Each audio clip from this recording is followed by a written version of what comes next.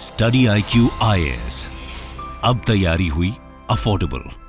नमस्कार दोस्तों, क्या आपको पता है आजादी के जस्ट बाद भारत का जो ट्रांसपोर्ट सेक्टर है उसमें इंडियन रेलवे का काफी महत्व था। स्पेशली यहां पर मैं गुड्स के ट्रांसपोर्टेशन की बात कर रहा हूं। मतलब जितना भी गुड्स हमारे देश में ट्रांसपोर्ट होता था एक जगह से दूसरे जगह, वो काफी सारा इंडियन रेलवेज के माध्यम से होता था। लेकिन धीरे धीरे क्या होने लगा कि इंडियन रेलवेज में इतनी प्रॉब्लम्स आने लगी कि ये धीरे धीरे करके रोड ट्रांसपोर्टेशन पर शिफ्ट हो गया। ट्रकों वगैरह के थ्रू काफी भेजे जाने लगे। लेकिन आपको पता ही है कि रोड ट्रांसपोर्टेशन काफी महंगा पड़ता है, तो जरूरी है कि हमें अपने इंडियन रेलवे के लिए और ज्यादा मजबूती से काम करना चाहिए था, ताकि इंडियन रेलवे का ज्यादा योगदान रहे और जिसकी वजह से यहां पर जो फ्रेट के चार्जेस हैं वो कम हो जाए और इसकी वजह से जो ओवरऑल गुड्स का चार्जेस होता है जो हम खरीदते हैं बाजारों से, वो सस्ता हो सकता है। लेकिन पिछले कुछ समय से आपने देखा होगा कि फ्रेट कॉरिडोर को लेकर काफी चर्चा हो रही है। ऑलरेडी 2 फ्रेट कॉरिडोर बनाए जा चुके हैं, ये आप देख पाओगे। यहां पर 3 और नए फ्रेट कॉरिडोर की चर्चा हो रही है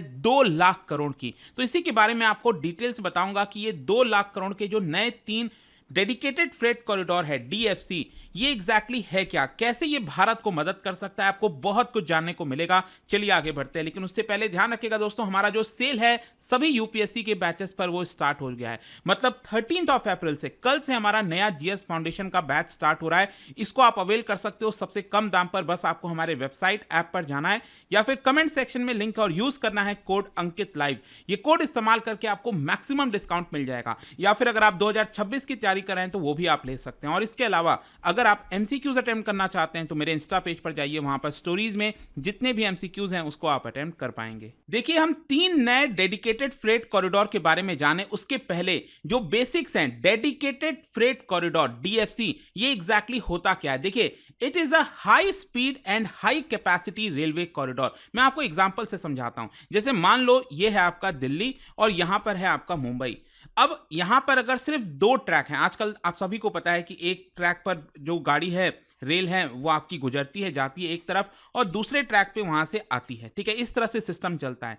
लेकिन अगर मान लो एक ही ट्रैक के ऊपर गुड्स वाली गाड़ी, जो माल गाड़ी है वो भी जा रही है, एक ही ट्रैक के ऊपर जो पैसेंजर वाली गाड़ी है, सुपर फास्ट ट्रेन है, वो भी जा रही है, तो आप समझ सकते हो यहां पर कितनी ज्यादा प्रॉब्लम आती है। क्योंकि माल गाड़ी धीरे धीरे चलती है और अक्सर आप देखते होगे किसी भी स्टेशन से अगर आप गुजरोगे तो साइड में कहीं ना कहीं माल गाड़ी हमेशा खड़ी रहती है। क्यों? क्योंकि पैसेंजर ट्रेन को गुजरना होता है और माल गाड़ी को वहां पर साइड में कर दिया जाता है, जिसकी वजह से जो गुड्स का ट्रांसपोर्टेशन है वो काफी स्लो हो जाता है। तो जाहिर सी बात है, कोई भी व्यक्ति, कोई भी कंपनी अपने गुड्स को रेलवे से क्यों ट्रांसपोर्ट कराएगा जब इतना दिन लग जाता है। और इसीलिए यहां पर एक डेडिकेटेड फ्रेट कॉरिडोर, मतलब एक ऐसा कॉरिडोर, एक ऐसा रेलवे ट्रैक जिस पर सिर्फ मालगाड़ी चलेगी, जहां से गुड्स का ट्रांसपोर्ट किया जाएगा, इसी को हम कहते हैं डेडिकेटेड फ्रेट कॉरिडोर। जहां पर हाई स्पीड में जो कैपेसिटी है वो यहां पर इंक्रीज की जाती है और जो ट्रांसपोर्टेशन है गुड्स और कमोडिटीज का, वही यहां पर भेजा जाता है। इसके अंदर क्या होता है कि जो इंटीग्रेशन है वो किया जाता है ताकि जो इंफ्रास्ट्रक्चर है और जो स्टेट ऑफ आर्ट टेक्नोलॉजी है उसका प्रयोग किया जाए। इसका बेनिफिट्स क्या क्या है? देखो, एक तो जो लॉजिस्टिक कॉस्ट है वो कम हो जाएगा गुड्स को ट्रांसपोर्ट करने का, एनर्जी एफिशिएंसी आएगी, जाहिर सी बात है ट्रेन को बार बार रुकना चलना नहीं पड़ेगा।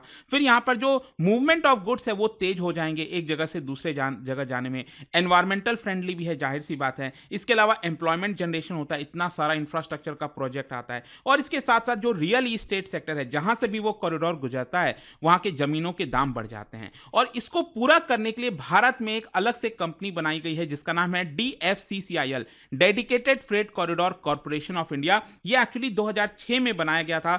ये इंडियन रेलवेज के अंदर आता है और इन्हीं की जिम्मेदारी है जितना भी डेडिकेटेड फ्रेट कॉरिडोर का प्लानिंग करना है, डेवलपमेंट करना है, जो मॉनेटरी रिसोर्सेज जुटाने हैं उसको बिल्ड करने में, उसको ऑपरेट करना है, ये सारी जिम्मेदारी इसी की होती है, DFCCIL की। अब अगर हम भारत के अंदर बात करें तो सबसे पहले फेज में यहां पर 2 डेडिकेटेड फ्रेट कॉरिडोर बनाया जाना था जो कि ऑलमोस्ट कंप्लीट हो गया है। एक है आपका वेस्टर्न डेडिकेटेड फ्रेट कॉरिडोर और दूसरा है ईस्टर्न वाला। आई एम श्योर आपको पता ही होगा, जो ईस्टर्न वाला है वो आपका लुधियाना से लेकर वेस्ट बंगाल के दनकुनी तक और जो दूसरा है आपका दादरी से लेकर यहां पर मुंबई तक। तो ये जो वेस्टर्न वाला है ये ऑलमोस्ट पूरा हो गया, ये तो पूरा हो ही चुका है। और जो ईस्टर्न वाला है वो भी 90% लगभग कंप्लीट हो गया है और थोड़ा सा हिस्सा इसका यहां पर बाकी है। और इसका जो टोटल किलोमीटर है आप देख सकते हो, जो वेस्टर्न वाला है इसका पूरा हिस्सा करीब 1500 किलोमीटर का है और ये कई सारे राज्यों से गुजरता है। और जो ईस्टर्न वाला है वो आपका 1800 किलोमीटर के आसपास का पूरा कॉरिडोर है और ये भी पंजाब, हरियाणा, यूपी, बिहार, झारखंड, वेस्ट बंगाल से गुजरता है। खैर, यहाँ पर सबसे पहले यही चीज थी, रेलवे की जो प्रायोरिटी थी कि पहले फेज के अंदर जो ये वाला रूट है, दिल्ली मुंबई वाला और दिल्ली हावड़ा वाला जो रूट है, उसको यहां पर डीकंजेस्ट किया जाए, क्योंकि वहां पर बहुत सारी ट्रेनें चलती हैं, दिल्ली मुंबई के बीच में बहुत सारी ट्रेनें चलती हैं, जिसकी वजह से मालगाड़ी जो है वो काफी डिले हो जाती थी। उसको डीकंजेस्ट करना जरूरी था। अब इसमें देखिए दोनों फायदे होते हैं, एक तो जो पैसेंजर वाली ट्रेन है वो भी फास्ट हो जाती है और जो गुड्स वाली ट्रेन है उनको तो अलग से फायदा होगा ही होगा, राइट। अब हम आते हैं यहाँ पर 3 नए डेडिकेटेड फ्रेट कॉरिडोर के बारे में। अब क्योंकि ये जो पहला दोनों है, ईस्टर्न और वेस्टर्न वाला, वो बनकर तैयार हो गया और उसके जो बेनिफिट्स यहां पर दिख रहे हैं, इसको देखते हुए यहां पर सरकार ने, और मतलब कि ऑलमोस्ट यहां पर चीजें तय हो गई हैं, फाइनल डिसीजन आना है, लेकिन ये 3 नए और डेडिकेटेड फ्रेट कॉरिडोर देश के अंदर बनने जा रहा है। इससे होगा क्या कि यहां पर अगेन जो एग्जिस्टिंग ट्रैक्स हैं उनको एक तरह से खाली किया जाएगा। ये अगेन आप देख सकते हो, ये पहला और दूसरा वाला, ईस्टर्न और वेस्टर्न वाला, ये तैयार है। और यहां पर अगर आप ध्यान से देखोगे ना, इन्हीं जगह पर 3 जो नए डेडिकेटेड फ्रेट कॉरिडोर हैं वो आपके बनाए जाएंगे और इसका जो टोटल लेंथ है तीनों का, अगर आप देखिए तो करीब 4300 किलोमीटर के आसपास का होने वाला है और इसमें लगभग 2 लाख करोड़ रुपए खर्च होंगे। और यहां पर ये काफी स्ट्रैटेजिकली अलाइंड है और इसका जो मेन ऑब्जेक्टिव है ये तीनों नए डेडिकेटेड फ्रेट कॉरिडोर का, वो यही है कि यहां पर इंडियन रेलवे का जो हिस्सा है, शेयर है गुड्स के ट्रांसपोर्टेशन में, ठीक है, वो प्रेजेंट में 28% से बढ़ाकर 2051 आते आते 44% पर ले जाया जाए। मतलब जो हिस्सा पहले आजादी के समय हुआ करता था इंडियन रेलवे का गुड्स ट्रांसपोर्टेशन में, वो अब हम वापस लौटाना चाहते हैं। फिर इसके अलावा आपको समझना है कि ये जो डेडिकेटेड फ्रेट कॉरिडोर है, ये सिर्फ एक सिंपल रेलवे प्रोजेक्ट नहीं है, ये एक तरह से लिंचपिन आप कह सकते हो नेशनल लॉजिस्टिक पॉलिसी का। अब आपको पता होगा नेशनल लॉजिस्टिक जो पॉलिसी आया है, इसमें हमारा मेन मकसद यही है कि अभी प्रेजेंट में जो लॉजिस्टिक का कॉस्ट होता है, जो गुड्स को ट्रांसपोर्ट करने का कॉस्ट होता है, it is right now 15% of GDP, which is huge number. हमें इसको कम करके 8% ऑफ जीडीपी लाना है बाय 2030। मतलब कि आप समझिए, अगर गुड्स के ट्रांसपोर्टेशन का कॉस्ट कम होगा तो ओवरऑल जो हम सामान खरीदते हैं बाजारों से वो भी कम होगा, तो वो सस्ता हो जाएगा, इन्फ्लेशन कंट्रोल में रहेगा। फिर इसके साथ साथ हम एक्सपोर्ट भी कर सकेंगे गुड्स को, जिससे हम और अच्छे से compete कर पाएंगे, क्योंकि गुड्स सस्ता होगा तो और ज्यादा वो बाजारों में एक्सपोर्ट में काम आ सकता है। अब ये जो 3 डेडिकेटेड फ्रेट कॉरिडोर की हम चर्चा कर रहे हैं ना, इसका एक एक करके मैं आपको बता देता हूं। सबसे पहला है ईस्ट कोस्ट ट्रैक। मैं आपको दिखाता हूं यहां पर ईस्ट कोस्ट ट्रैक। अगर आप देखोगे तो अगेन वेस्ट बंगाल में जो खड़गपुर है वहां से ये स्टार्ट होगा और ये जो पूरा ईस्टर्न वाला कोस्ट है, यहां पर उड़ीसा, फिर आंध्र प्रदेश में एंटर करेगा और विजयवाड़ा तक। एक्चुअली पहले यहां पर प्लान है विजयवाड़ा तक, जो विशाख पोर्ट है, बहुत ही इंपॉर्टेंट पोर्ट है विशाखापट्टनम में, तो वहां तक लाया जाए और फिर इसको यहां पर तेलानी एक जगह है आंध्र प्रदेश के अंदर, तेनाली, ठीक है, तेनाली यहां पर एक जगह है नीचे, और तो वहां तक इसको एक्सटेंड किया जाएगा। और इससे बेसिकली फायदा क्या होगा कि यहां पर जो स्पेसिफिक आइटम्स हैं, जैसे कोयला हो गया, फर्टिलाइजर हो गया, आयरन ओर हो गया, वो यहां से एक जगह से दूसरे जगह हम ट्रांसपोर्ट कर पाएंगे। फिर जो दूसरा यहां पर डेडिकेटेड फ्रेट कॉरिडोर बनने जा रहा है वो होगा आपका नॉर्थ साउथ कॉरिडोर। मतलब कि ये नॉर्थ में ऊपर मध्य प्रदेश में इटारसी आप देख रहे हो, यहां से इसकी शुरुआत होकर विजयवाड़ा, ये जो विशाखापट्टनम है, और फिर उसके नीचे उसको मर्ज कर दिया जाएगा जो कि तेनाली तक जाएगा, ठीक है। तो इसकी भी लेंथ करीब 1000 से 1200 किलोमीटर के आसपास होने वाली है और ये वाला जो ईस्ट कोस्ट ट्रैक है इसका भी करीब 1200 किलोमीटर के आसपास का आपको देखने को मिलेगा। और ये जो नॉर्थ साउथ कॉरिडोर की हम बात किए ना, इसमें यहां पर जो गुड्स ट्रांसपोर्ट किए जाएंगे वो कोयला, सीमेंट, फर्टिलाइजर, पेट्रोलियम प्रोडक्ट्स, ये सारी चीजें देखने को मिलेंगी। और ये 4 राज्यों से गुजरेगा, मध्य प्रदेश, महाराष्ट्र, तेलंगाना और आंध्र प्रदेश होते हुए। और जो तीसरा वाला है वो यहां पर अभी इसको लेकर जो प्लान है वो अभी जारी है, that is east west corridor. देखो ये बहुत ह्यूज हो सकता है, जैसे कि हमारा वेस्टर्न और ईस्टर्न वाला था ना, वैसे ईस्ट वेस्ट। ईस्ट वेस्ट मतलब आप समझिए ईस्टर्न में जो वेस्ट बंगाल में यहाँ पर दंकुनी करके जो जगह है जहां पर ये ईस्टर्न वाला डेडिकेटेड फ्रेट कॉरिडोर खत्म हो रहा है, वहीं से इसकी शुरुआत होगी और बेसिकली इसको मुंबई तक लाने की कोशिश की जाएगी। मुंबई और पालघर जो आप देख रहे हो ना, वहां तक महाराष्ट्र में। तो ये एक बड़ा ह्यूज प्रोजेक्ट हो सकता है और आप समझिए कि इसका जो लेंथ है वो करीब 2000 किलोमीटर से ज़्यादा होने वाला है। और इसके साथ साथ इसमें कोल, आयरन और स्टील, इस तरह की जो कमोडिटीज़ हैं वो एक जगह से दूसरे जगह भेजे जा सकते हैं और करीब 5 राज्यों से होकर ये आपका गुजर सकता है।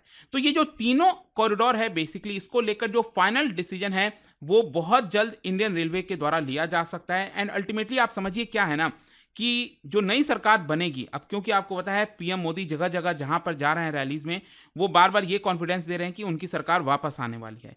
तो इसको लेकर जो गवर्नमेंट मशीनरी है उनको 100 दिन का प्लान ऑलरेडी दे दिया गया है कि जैसे ही नई सरकार बनेगी 100 दिन के अंदर बहुत सारे जो नए कार्य हैं वो करने बाकी हैं। जैसे कि वंदे भारत का जो स्लीपर वाला कोच वाला ट्रेन है ना, वो आपका लॉन्च होगा। जम्मू कश्मीर रेल प्रोजेक्ट्स में कई सारी चीजें पेंडिंग हैं, वो आपके किए जाएंगे। इस तरह की कई नए अपडेट्स आएंगे, बुलेट ट्रेन से रिलेटेड अपडेट्स आएंगे। तो उसी के दौरान आप कह सकते हैं कि ये जो 3 नए डेडिकेटेड फ्रेट कॉरिडोर है उसका भी बड़े स्तर पर अनाउंसमेंट किया जा सकता है। एंड ओवरऑल जैसे मैंने आपको बताया कि ये बहुत ही क्रिटिकल रोल निभाने वाला है। जो पूरा नेटवर्क है ना रेलवे का, इन सभी जगहों पर जो मैंने आपको बताया, वो डीकंजेस्ट हो सकता है और कहीं ना कहीं रोड पर जो आपको इस समय ट्रैफिक दिखता है वो थोड़ा सा कम होके इधर आएगा। क्योंकि अक्सर हाईवे वगैरह से अगर आप गुजरिए तो आप देखते होंगे कितने सारे ट्रक्स गुजरते रहते हैं। शायद उसकी उतनी आवश्यकता नहीं है। उसका कारण यही है कि लोग रेलवे वाला प्रेफर नहीं करते हैं ट्रांसपोर्टेशन, वो आपका रोड के थ्रू ज़्यादा चाहते हैं क्योंकि उनको लगता है कि वो जल्दी पहुंच जाएगा। तो वो जो कहीं ना कहीं एक माइंडसेट है वो बदलने की जरूरत है। देखो माइंडसेट तो क्या, जब इंफ्रास्ट्रक्चर वगैरह सब अपने आप चीज़ें बनेंगी तो चीज़ें लोग अपने आप शिफ्ट करेंगे। उनको लगेगा कि जल्दी पहुंच रही हैं और सस्ते दाम पर पहुंच रही हैं, तो कोई क्यों ना कोई रेलवे का ट्रांसपोर्टेशन प्रेफर करेगा। खैर, आई होप कि आपको इस वीडियो से समझ में आ गया होगा जो भी कुछ चल रहा है।